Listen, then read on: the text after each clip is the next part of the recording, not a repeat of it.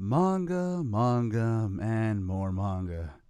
I read a lot of it in my spare time, and by spare time, I mean at work.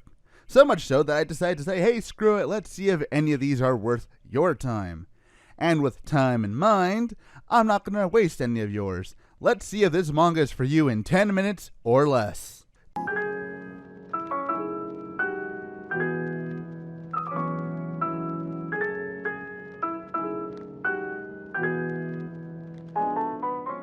Meshinuma is a manga written and illustrated by Amidamoku, starting in January 26, 2016 in Comic Zeon, and as of this recording has 51 chapters.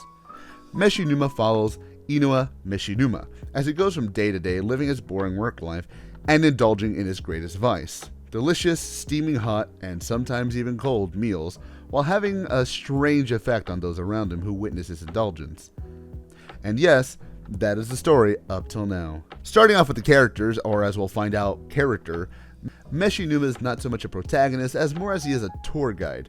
He doesn't have much in the way of personality outside of that he's a hungry man at all times, and that's about it.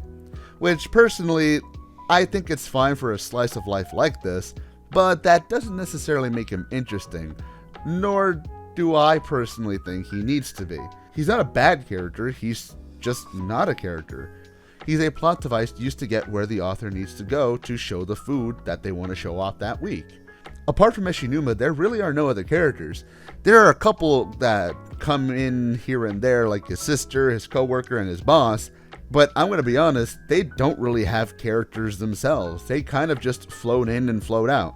And again, that's not really the point of them. It's not really necessary for them to have personalities or deep, complex characters, because that's not what this manga is about. It's a slice of life about a guy eating food, and the author just wanted to show off their skills in drawing said food. And speaking of the food, the art in Meshinuma is fine, serviceable at worst, and quite okay to look at best.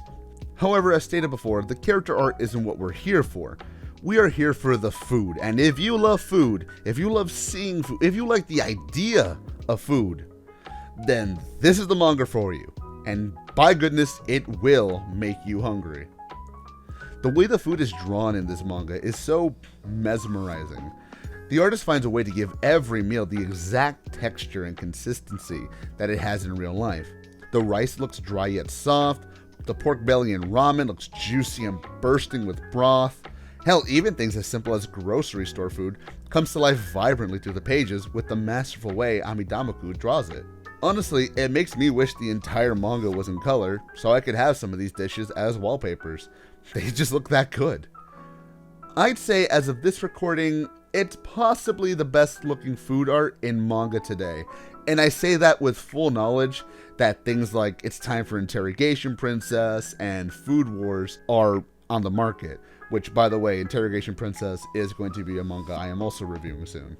The only real big bad I have with this manga as a whole is the fact that unless you are okay with the most bare bones of bare bones slice of life on the planet, you're not going to get into this. There's no plot, there's really no characters, and even the comedy is very bare bones.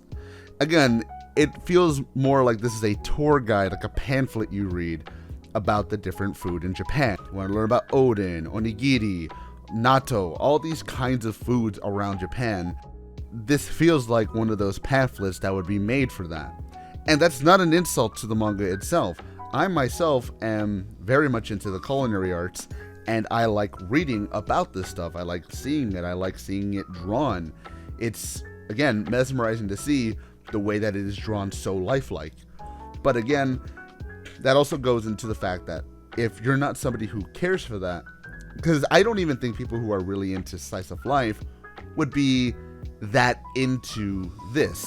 And perhaps that could be just the fact that you shouldn't binge this manga, as in you shouldn't be reading more than one chapter every week or so. But even then, I'm very hard pressed to recommend it.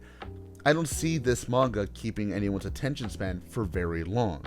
And again, if you're somebody who's okay with that and can just enjoy the art for what it is, then I can recommend it. If you can't, then that's just the way it goes. Overall, Meshinuma is fine for someone like me who's kind of boring and can just read it anyways.